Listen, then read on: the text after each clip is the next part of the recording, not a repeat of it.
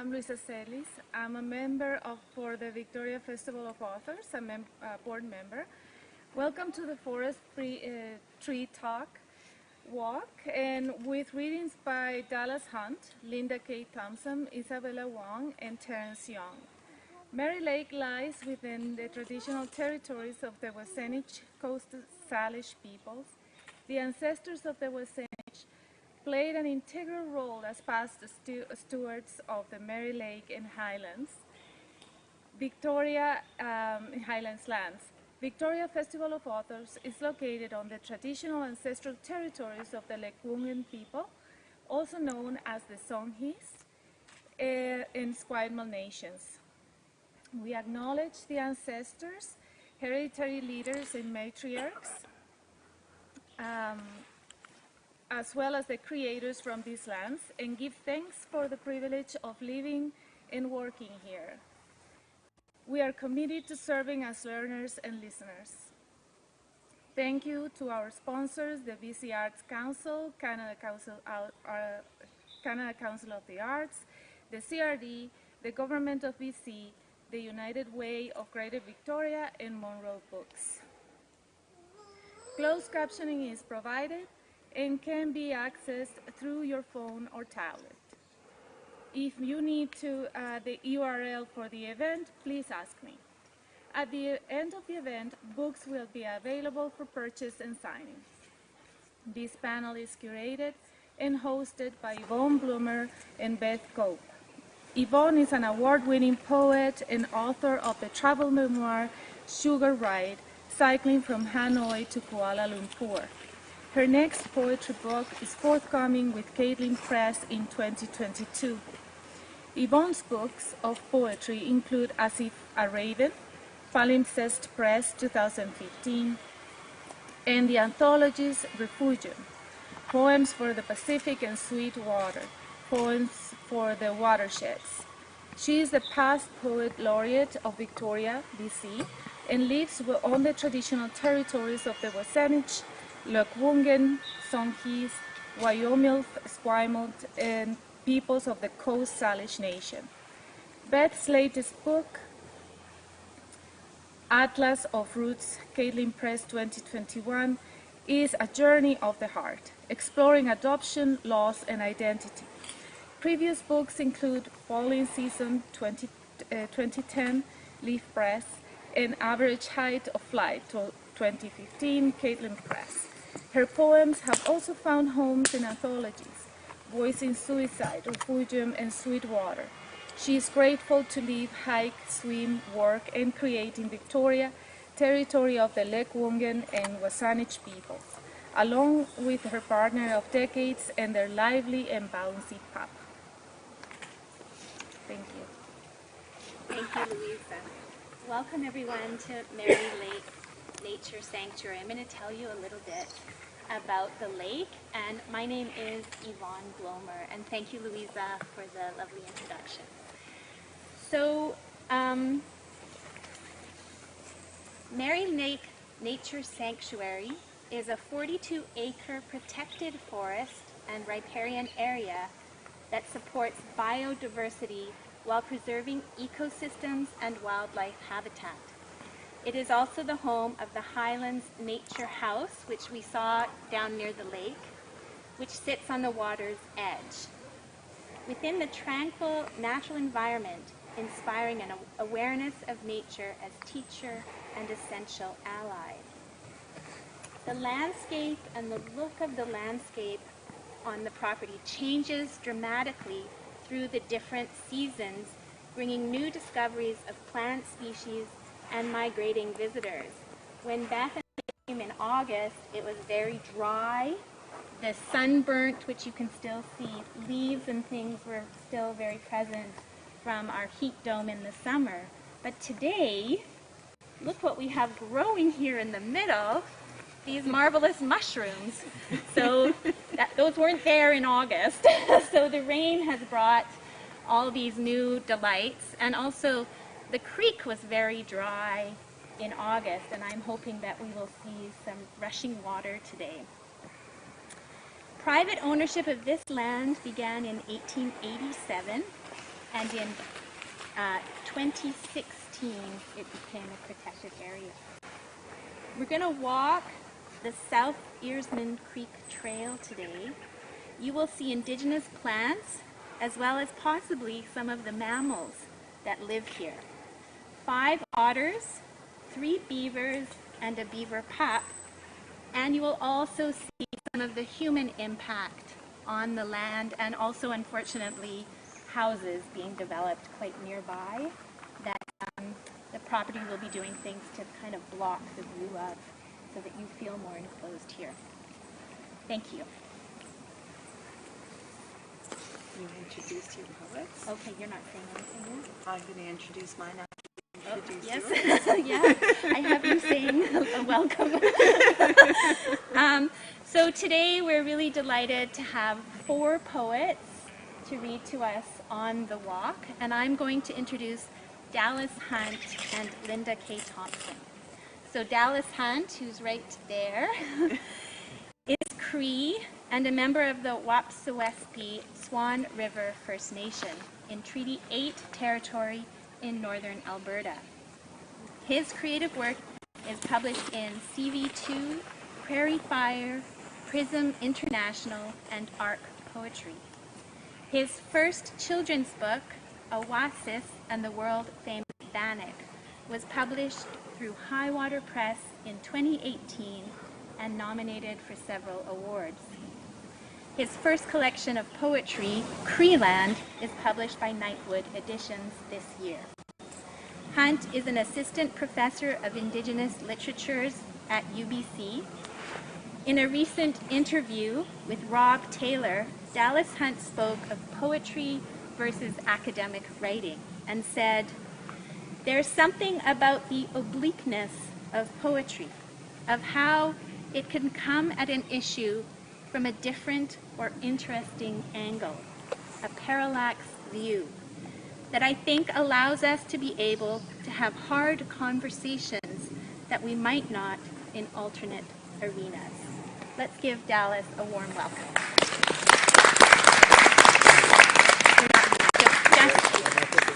Stay there. Stay there. So sorry.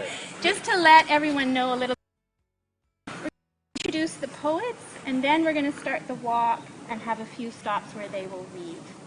So, Linda K. Thompson, who's right here, was raised on a potato and cattle farm in the Pemberton Valley and has lived for many years on Vancouver Island. Her work has been published across Canada, in the US, and the UK. She has won awards for her writing and been shortlisted for the Hat Review and the Troubadour International Poetry Prizes. Black Bears in the Carrot Field was published this year with Mother Tongue Press. She lives in Port Alberni. In her poem, Stand Up for the Wallflower Words, Linda wrote, "Bring me a poem of light and shadow, noonday sun, glaciers, aspens that rattle in the 4 o'clock wind." We are delighted to bring Linda here to Forest, Bird, and Creek. Please welcome Linda.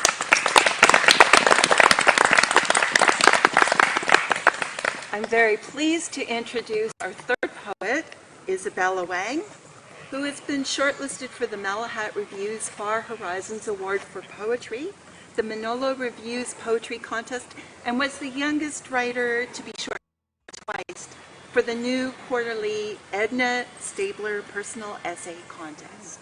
Wang's poetry and prose have appeared in over 30 literary journals and 3 anthologies. She studies English and world literature at Simon Fraser University and is an editor at Room Magazine. Pebble Swing is her debut full-length poetry collection. And Isabel, your book was a treat to burrow into. So many wonderful lines. Here's one. I print out a picture of the sky into a poem for her. So dark, its edges disappear. Let's have a warm welcome for Isabella.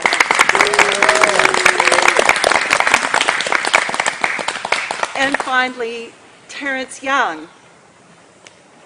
Terence Young taught English and creative writing at St. Michael's University School and co-founded and edited the Claremont Review. His first collection of poetry, The Island in Winter, was shortlisted for the Governor General's Literary Award and the Gerald Lampert Award. His writing has been nominated for the Danuta Gleed Award, the Dorothy Livesey Poetry Prize, the City of Victoria Butler Book Prize, winning it for After Good Lakes. In 2008, he was awarded the Prime Minister's Award for Teaching Excellence. And I just love this line from your book, Terence. As stars leave each morning, slowly, imperceptibly, as though they'd never been there at all. Please welcome Terence Young.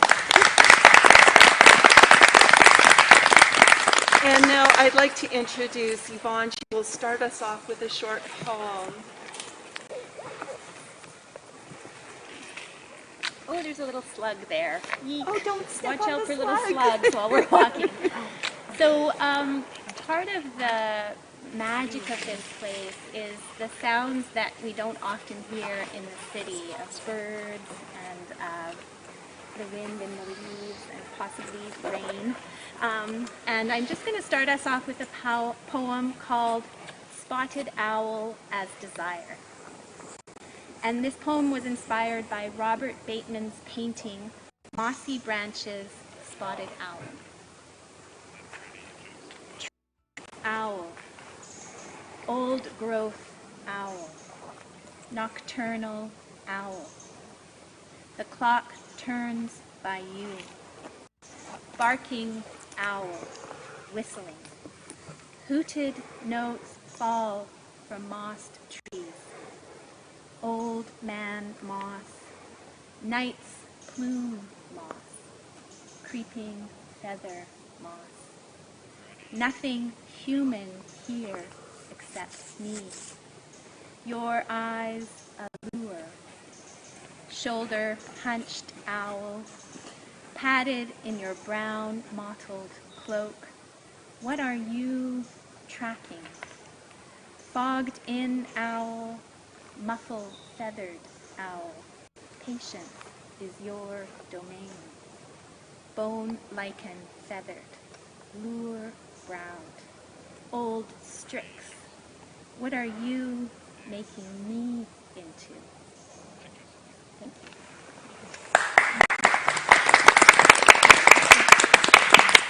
So here we are in the circle, open. As we walked through down the road to the first stop where the poets, I will give the order of the poets and their reading, and then we'll take you into the forest from there. But just as this is a live face-to-face event, revel in it. Revel in the touch of the soft, humid air on your skin, and the sounds and the smells, and everything that a live event can bring to this, to the words, to the poetry. And again, thank you and welcome. All right.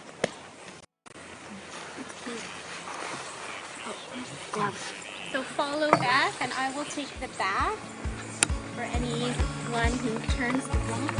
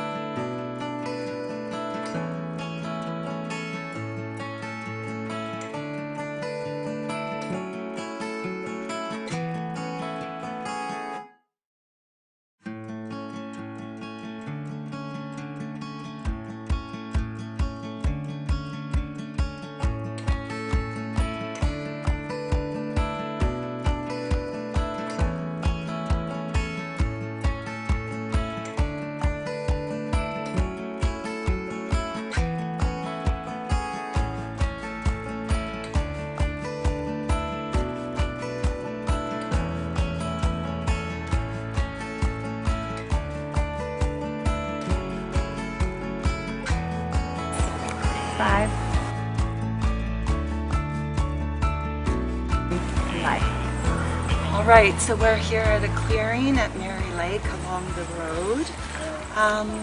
And I'm going to give you the order of our poets. They're going to read first Linda, then Dallas, then Isabella, and finally Terrence. Linda, take it away, my dear. Notes for writing a poem about trees. Notes on significant trees of childhood. Start with the old house where we grew up. Mention the outline of dead cedars in the fields to the north. The evergreens that covered the mountains, the trees around the house. How they were so much part of our lives. List the trees. List. Weeping willow, birch, linden, elm, Norway spruce, maple, greengage, crabapple, cedar, fir, mountain ash. Note to self. Remember to describe the feel of bark on our toes, the sweet green, the cool shadow, shape of leaves and branches, the great round bodies that we knew by heart, each with their own story, roots and branches that reached us back in time. Say how the trees seemed gifts for us, left by our grandparents. My sister and I were always on the lookout for a good climber. Branches we could reach from the ground, or a sawhorse, or with a good boost. And then, as a climber will know, an even placement of branches upwards. Our valley was flat. Up a tree was the only way to see to the edge, get a good view of the enemy. Follow with this. When we moved up the road from the old place, our parents spent what seemed like hours deciding which trees they would plant around the new house. They chose the old favorites again and added apple, aspen, dark-leafed maple, larch, ornamental cherry. They circled the house like security guards. At night, through my window, the whisper of aspens. Don't forget, tell the story of Joe Antonelli, how he was hauling riprap along the dike and cut down the one and only wild birch to repair the side rail on his gravel truck, and how, because he was a gentle, kind man, and your father sweet-tempered, nothing was ever said. Say how maybe Joe saw the tree only as a useful object, but your father saw a light that shone in the northeast field. Note to self, memorize, white birch, canoe birch, Betula paprifera, Betula paprifera, Betula paprifera. Thank you.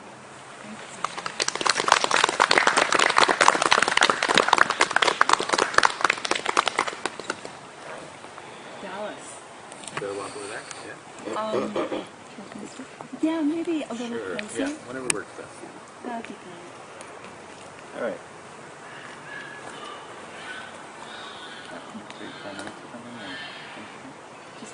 Just a poem, okay. Whichever one. All right, so this is inspired, or not inspired, but I chose to read this poem because of the mushrooms we just saw. And yeah, I dedicate this to the mushrooms. Okay, this poem's called Small. I used to not like to be made to feel small, but now I like it down here with the mulch, ladybugs, loam, the sticks, aphids in arms, hand in hand with the mites and gnats, mycologist in miniature, fungi, my friends. I'm happy now in my studies to gaze upward, scheme, plan tactics, nascent strategies, to set the stage, if you will, for elementary outbreaks, mushrooms and me, blueprints in tow, toxic cocktails of Alukia at the ready. Yes, I don't mind feeling small, as you can see and plot a lot from down here. Hi, thanks.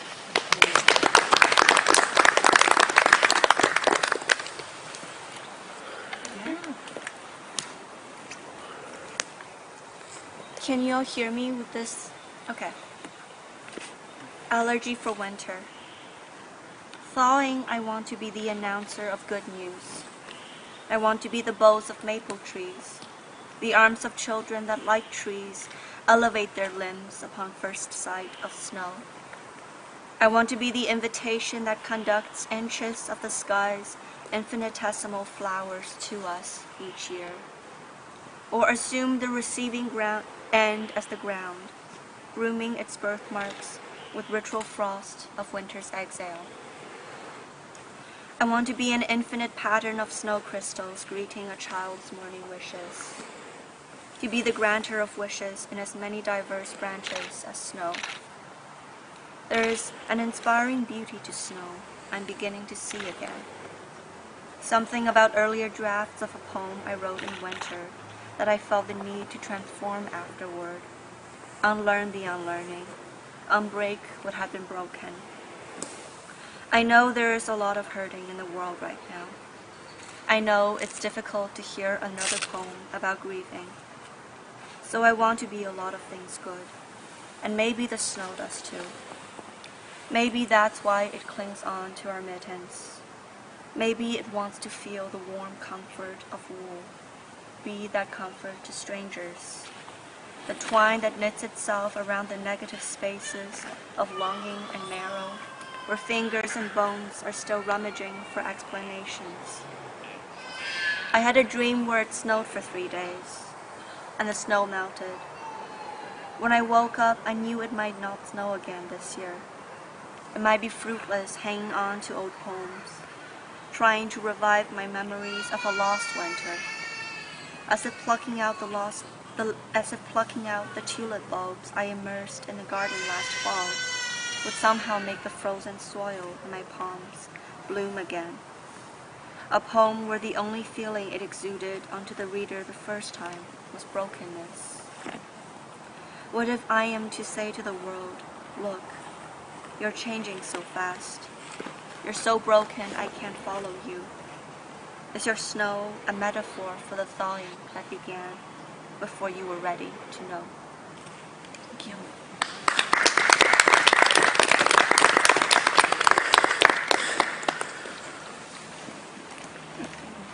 Hi. This poem comes from just basically rambling around in these woods for about 50 years and something I noticed. So this poem's called The Animals Lie Down to Die.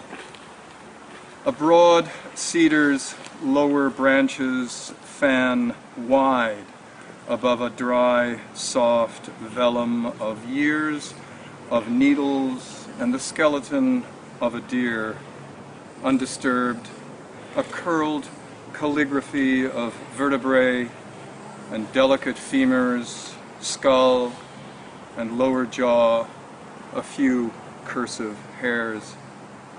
It lies off the trail, hidden from view in these illegible woods, unlogged for more than 100 years, springboard cuts like graffiti from another age still visible on stumps and some of the mature firs the fallers spared. Hospice workers say the dying take their cue to go when vigilant friends leave the room. A smoke, a drink, a bite to eat, as though the work of death is a private business that needs a person's full attention, free of attendant grief, the mourner's urge to edit the page, to redact.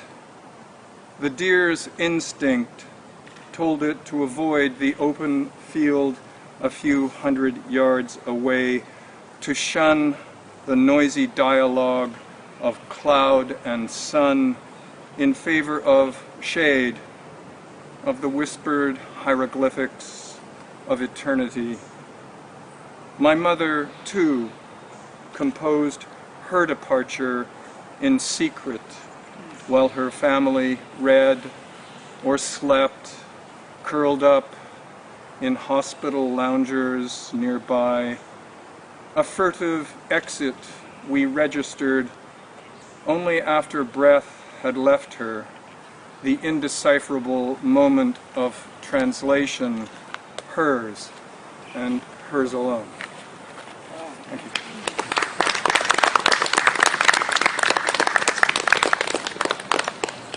We're going to walk to our, almost to the gate, and then into the forest a little ways. Yvonne will lead because she'll introduce the order of the poets. All right, so please follow Yvonne, and I'll herd everybody from behind. It's an interesting idea.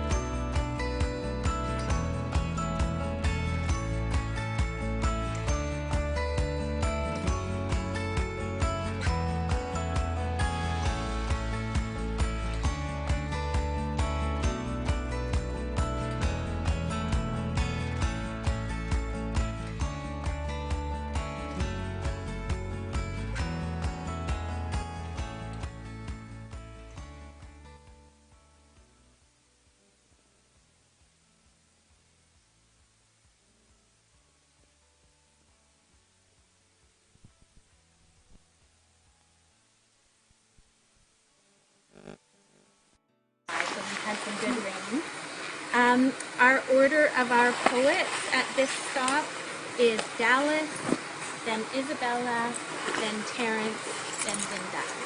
So please welcome Dallas up.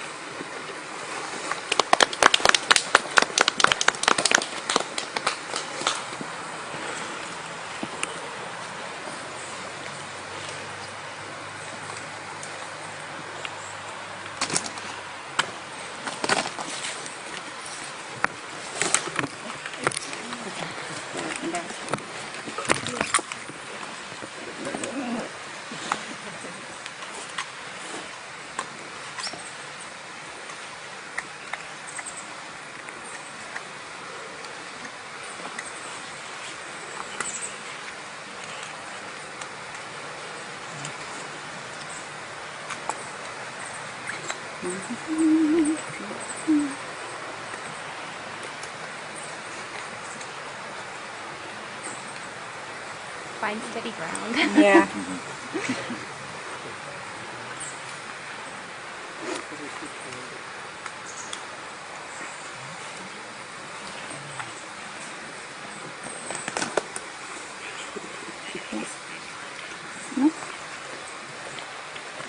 Try that again. Thanks, guys.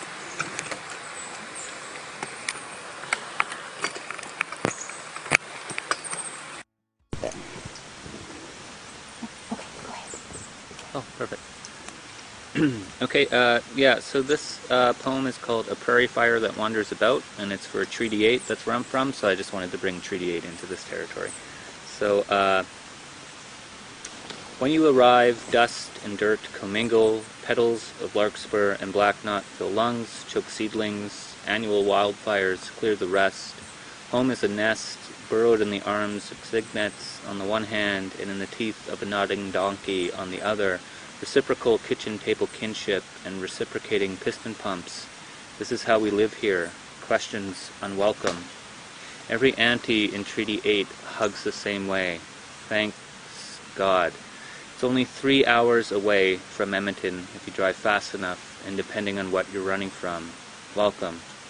I hope to die here, a place I've been running from my whole life, and yet whose grip carries my imagination, and whose landscapes I've been preparing to be buried in, if I'm lucky, my whole life. Bury me in clear-cut territories, in hurts that nourish. There's no place to eat, sleep, eat otherwise. I'm here, I shout to no one, and no one minds. Home is when no one realizes when you're here, and no one notices when you leave. Clouds here are bigger than anywhere else in the world. They nestle and hail.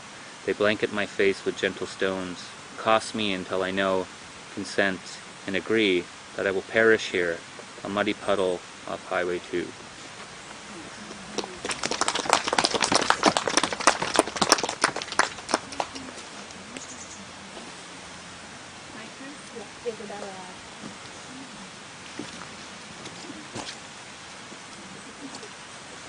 Hindsight.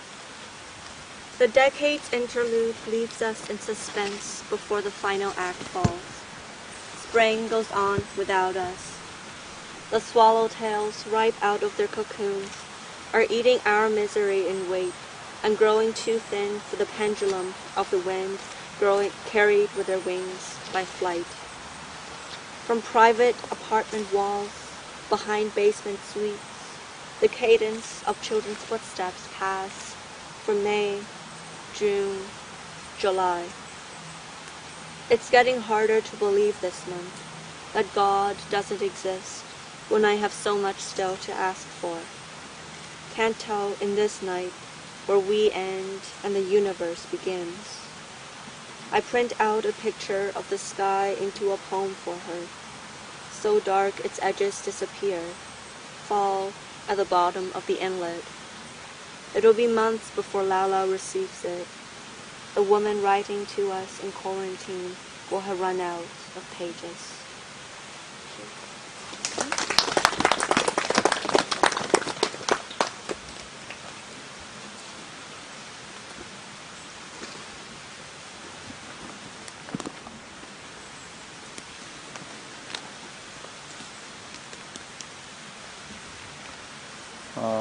This is a tree poem, of which I have written a few, living in this kind of area. This is called Arbutus. Along the cabin road, two small ones rise up on either side of a great Douglas fir, their branches extended like the hands of go-go dancers cheering on the main act. At least that's the image I used when I first noticed them half a century ago, ignorant of the evils of anthropomorphism and gender bias.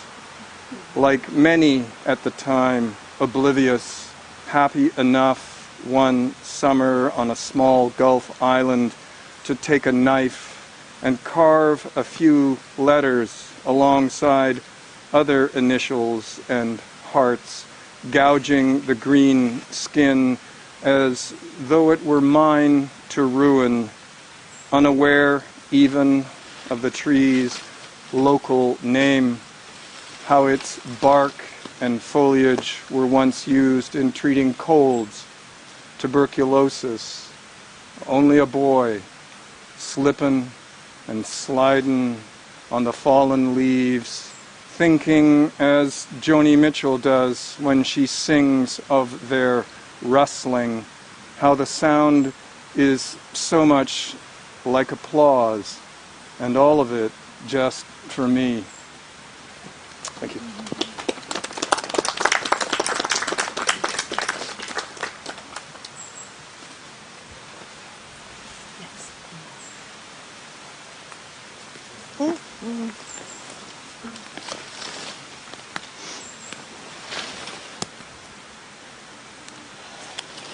Dominion Day on the veranda. Hoagland says the sparrows lost a war 1,000 years ago and are condemned forever to wear dull brown. I am watching the towhee, who must never have lost a war, from the looks of his burnt sienna t-shirt and gleaming red eye. I feel a strange urge to see his heart, the size of a blueberry. Bossy sister asks why I wear gray in the summer. I say, it's the color of the sandbar where Dad taught us how to smoke cedar roots. And there it is.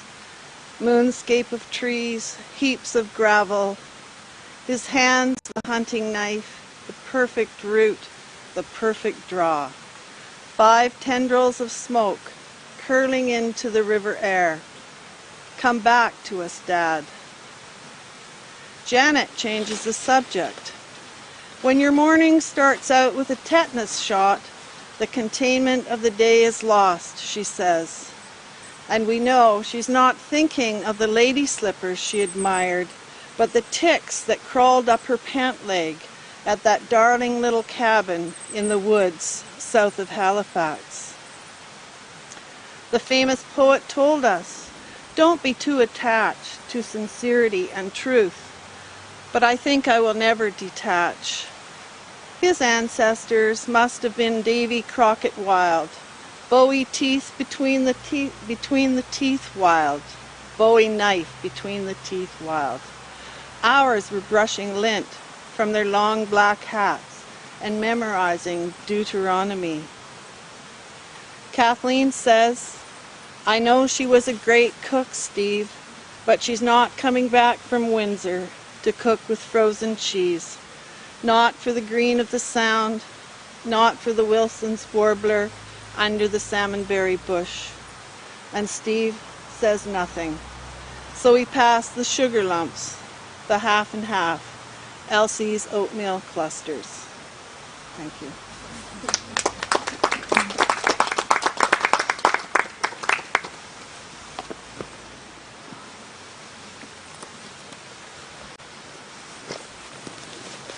Marvelous. Thank you, poets. Those were wonderful. Let's give everyone a hand for those wonderful poems.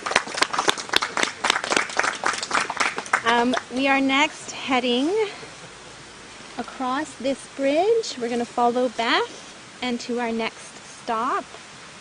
And on we go. Thanks, everyone.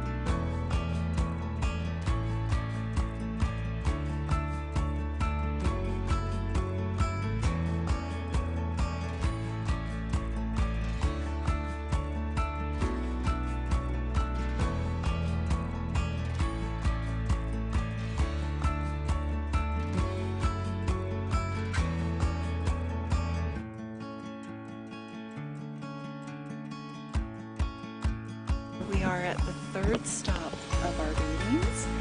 And here we are below a giant cedar where the paths meet. And we can stand in a beautiful semicircle. So the poets will come up here to read. It's a little less hard to negotiate. And we will read in this order: Isabella, Terrence, Linda, and then Dallas. Okay?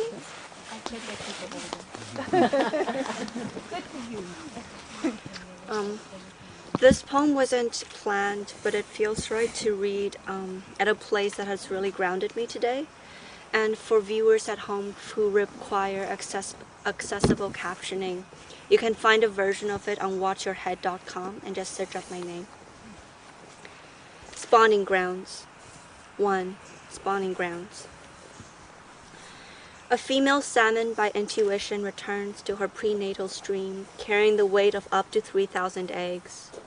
These she will climb to deposit in the hollows of gravel and sediment above falls, packed between freshwater riverbeds, but to be met along the way by the dam of Muskrat Falls of Labrador, the Kiasic Dam on the Nelson River, 93 square kilometers of hydro across boreal lands, snow forests liquefied, where a common spawning ground resides for the wild fish being met with the Sightsee Dam through BC, 128 kilometers of rivers flooded, the Peace River a reservoir, an indigenous burial ground and home to 100 endangered species. In the south, 76 killer whales left on the brink of extinction. We erect hydro dams and rear fishing hatcheries away from their natural habitat, bring wildlife back into nature, nature back into industrialization. This is what we call rewilding. The bare necessities of hatcheries strengthened through genetic engineering, forced interbreeding, but fish that rely on muscle memory year after year are the ones we see failing to return. 2. Shoreline. 60 million cigarette butts currently clogging our oceans, but we don't think of the watershed as a massive ashtray, more than plastic water bottles, more than straws, dislodged caps, and unlike plastic, filters can't be picked up. What's biodegradable disintegrates. What's disintegrated carries into rivers by rain, arsenic, nicotine, lead into oceans by waves. Ocean watersheds evaporate, making a return to our bodies. 3. Sandcastle bucket. A fable I grew up hearing told of a time when the sea swept to shore all of its fishes, from the bluefin tuna off Scarborough to the mackerel migrating off coast, and what's left of the wild sturgeon near Brescia, northern Italy, where sinkholes had formed, where they were met with obstructions, where the tide had begun to retreat. The fish could not get back. Along one shore a child came with a sandcastle bucket, grabbed the fish by the handfuls, and carried them back where they were released into the waters. This time a bystander watched. They asked the child, "Why bother? There are so many of them." To this the child replied, "At least I'm doing something. Hurry. The next time the sea turns again, there will be no more fish left to pick up." Thank you.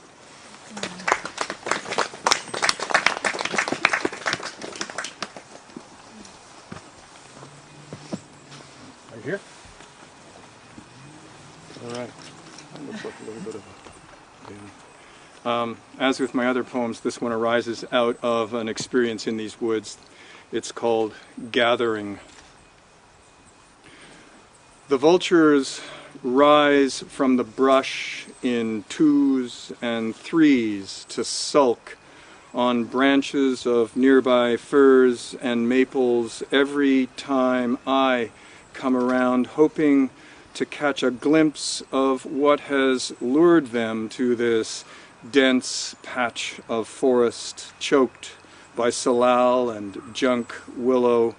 But their feast lies just out of sight, hidden in the undergrowth where I will not venture for fear it is a cougar's latest kill he may return to while I am gawking, a kid caught between curiosity and caution, unwilling to wait months for a sketch of scattered bones and too afraid to risk joining them forever, paralyzed, able only to take a kid's revenge by disturbing these huddled raptors at their busy work, the dismantling of some creature, of watching them take reluctant flight at my arrival, their small heads twisting to stare at me with what I can understand only as resentment, even though I know I'm the one who is resentful, called away from stoking the stove, keeping the cold at bay, drawn by the rush of their great wings.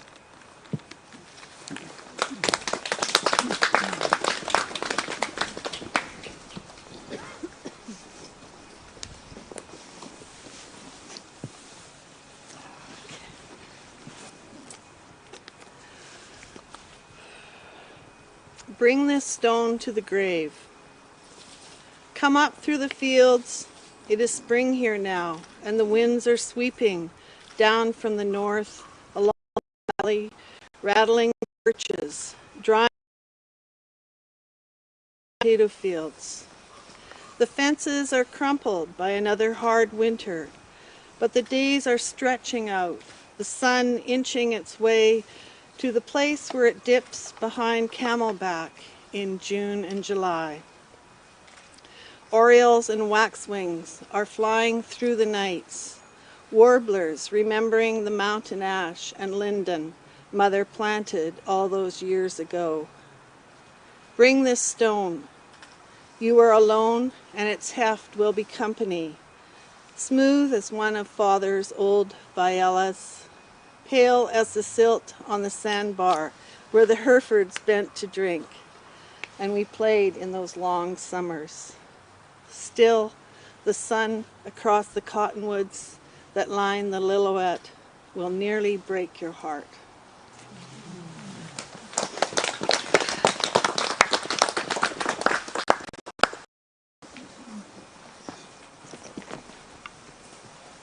Okay, so I changed my mind about the poem that I was going to be reading. So this one's accessible online, and I think it was also, it's a part of the Poetry in Transit initiative, so I think it's on buses too, so you can, there's several places to see it.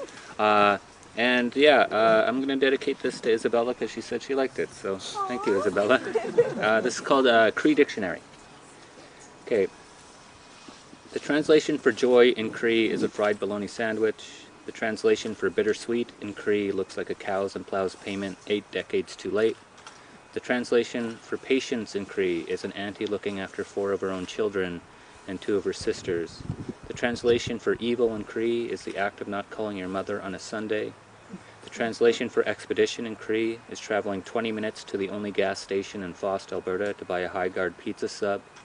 The translation for success in Cree is executing the perfect frog splash on your younger brother.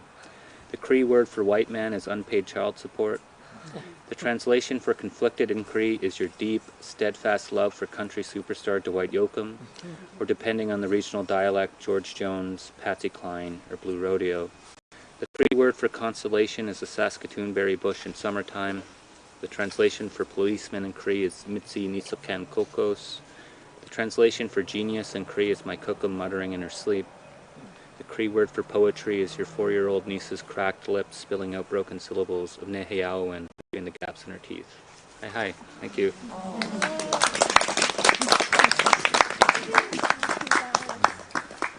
You want me up? Yeah. Wonderful. Thank you, poets. Big hand. How's everyone doing? Great. So we're going to walk to the opening of the lake is our next stop. So we'll come out of the woods to the lake, which is pretty marvelous. So follow me.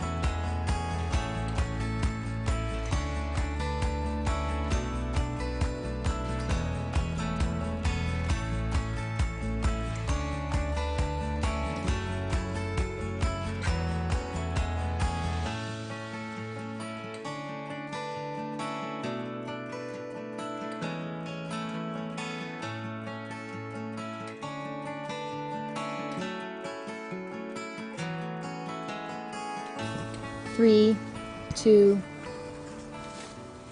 Hello, so here we are on Mary's Lake. Beautiful. The property sits in the heart of the 13,000-year-old Millstream watershed, which starts at Jocelyn Hill in the Gowland Range and runs through this property, flowing 13 kilometers into Esquimalt Harbor. So that gives you a sense of the watershed we're in here. This is our last stop for reading, and then we'll have one more stop to close the event.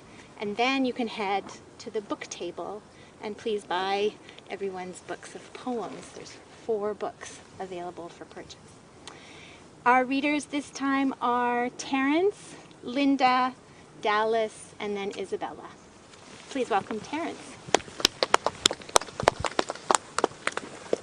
Hello again. This is a poem for anybody who has ever had a cabin and has had mice in that cabin. And so this poem is entitled The Things They've Ruined. The blackberry pie we thought safe in the warming oven. The cobs of corn double bagged on the counter. Multiple heads of garlic.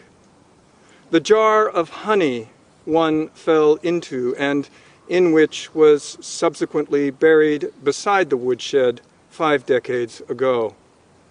Bar after bar of soap on the washstand next to the outdoor shower. The mango some guest left in the fruit bowl because it was a fruit bowl and the mango a fruit. Bags of oatmeal and much sugar in the clay bowl, rolls of toilet paper, and on one occasion even the telephone line. For some reason, a box of Brillo steel wool pads under the sink. Hours of sleep while nocturnal hordes trooped through tunnels of insulation in walls, floors, and ceilings. Our ethics, each time we set a lethal trap. And then our lust for blood when we traded spring-loaded death for a jail cell. Summer mornings when we transported these captives like 18th century criminals to distant forest realms from which the possibility of return was unlikely, and where we released them into tangled vines of Himalayan blackberry so there would be seeds for them to eat, hoping but not knowing for certain they liked seeds and thus would thrive, persuaded by our own pastoral yearnings they would be thankful, if they could be thankful, to return to a simpler world, a conviction that weakened on stormy evenings with each cry of a predatory owl, each drop of rain that fell. And ultimately, our sense of entitlement, our place on the ladder, yea, the very ladder itself, when once, sitting very quietly on chairs in the middle of the kitchen, we watched a pair of them slide down the drain mat into the sink, climb back up, and do it again.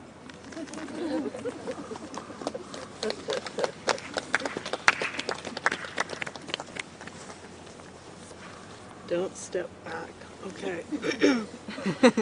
Notes for writing a poem about trees. Final notes on significant trees of childhood. All the trees are gone from the old place now. The last one to go was the crabapple. I always thought to come and take a snipping of that tree, see if I could graft it and grow it again.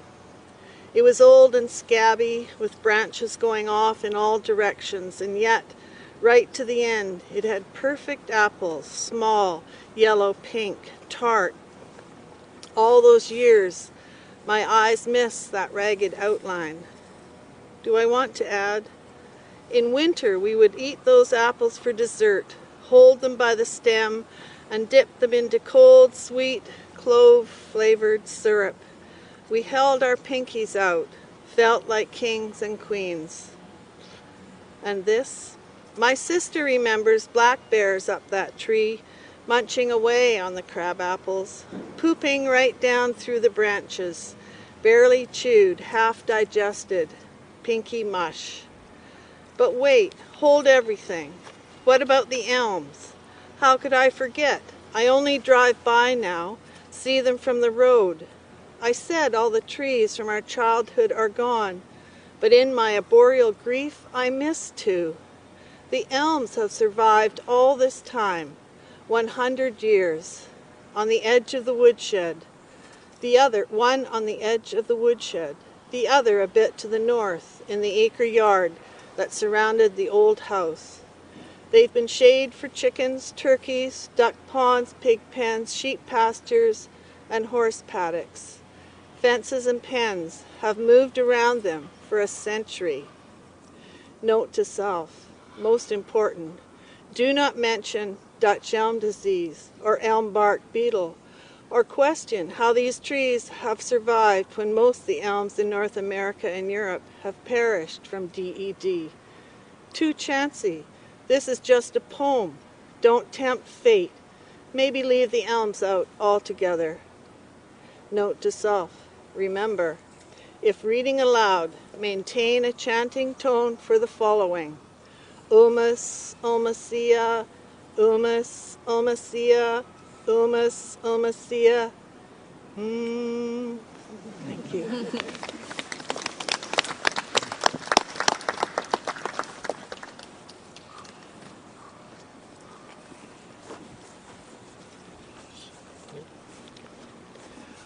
Okay, so this poem is called Ginninascompton, which in Cree means thank you, and Ginninascompton Nawao means thank you, plural.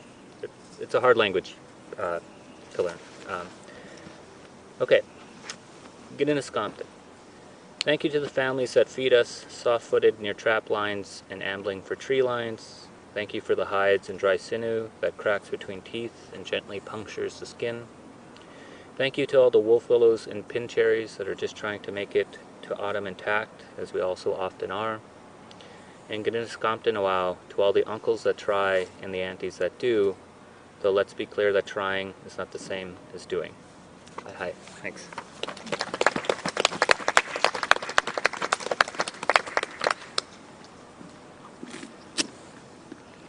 Oh, hi. I literally cannot move.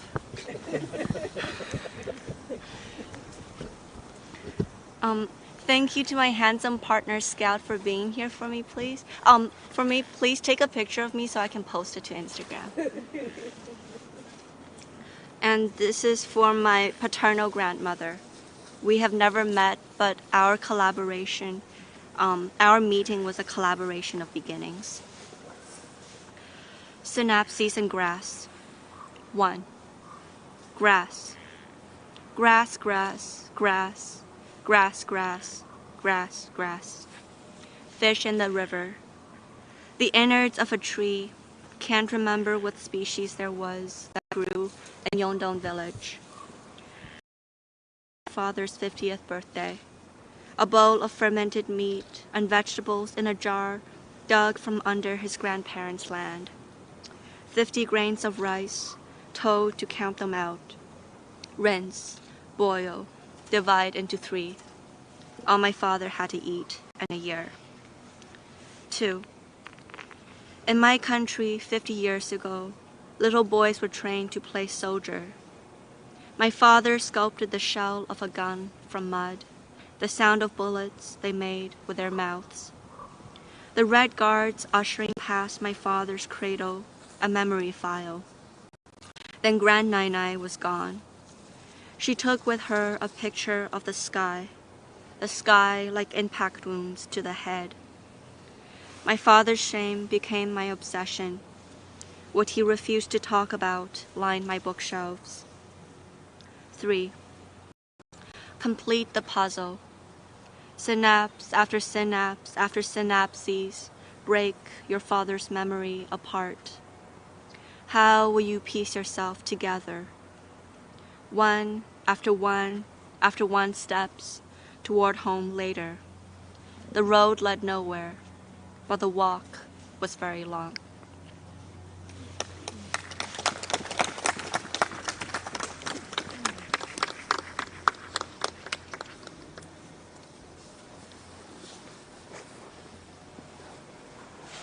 Thanks, everybody. Take a look over there. You'll see signs of beaver chewing on poplar. And sometimes, if you're lucky, you can see the otters out here. I don't see any signs of them yet. We have one more stop, so please follow me for our final.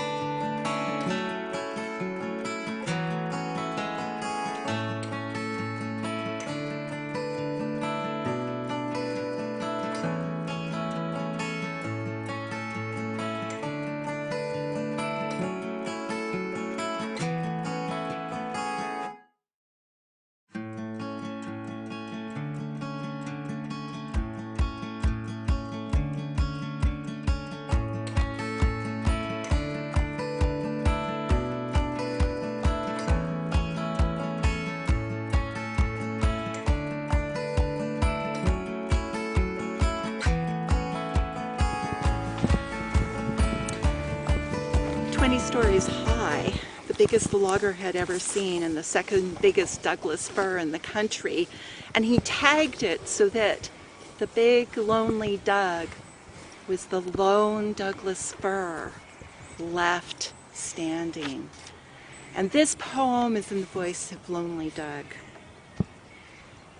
When I reach out, a whisper from distant fir branches answer, and I wish them closer. Long to let wind breath stir us, return to communal embraces. All too far now, if only roots entangled as they should. In our dialect, we are resigned to mere murmurs, for between us are rift and rip, lifeless root balls and trauma, broken bodies. Consider this.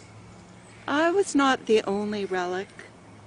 We all held as mycorrhizal mesh in tandem, elemental as in lungs, as in nurture, as in cherishing all, naming all that thrived alongside our lifespans.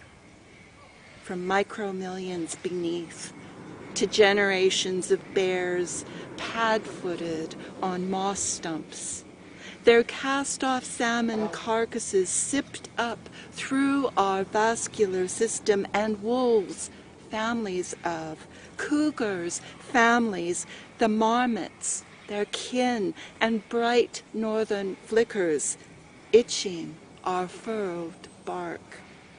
We mark years differently, rains, and fingerlings of sunshafts, graying mists that roll in and fill our valley, blessing, fierce winds that curate branches, snow that settles, soothes. Let all that be. Let us be.